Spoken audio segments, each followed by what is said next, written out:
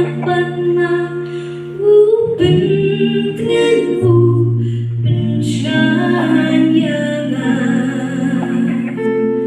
di unong imbai trong nga yang ulang ngai ba't ulalin pinkerjakan yang halai hapden ya yomi makman mentalang ngai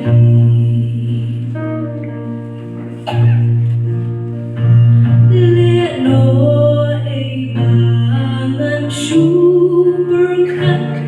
kan nulong baitin na ay ban batay haban pen markman yang ulang ngai ba't ulalin pinkerjakan yang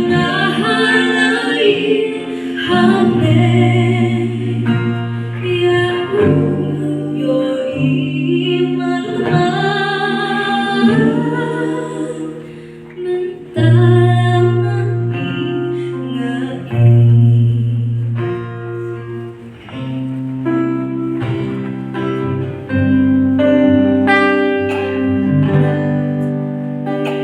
Jingkermen pangadon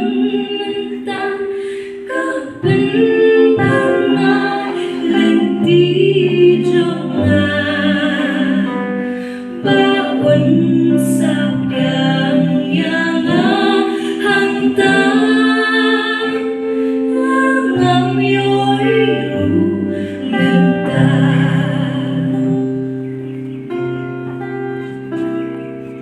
bakit mau kulit penai layan snowman hagajik siya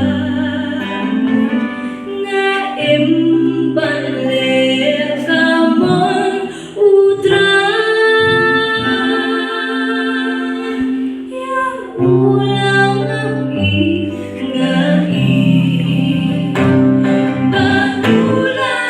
pinkerjakan yang halai hapden ya yo iman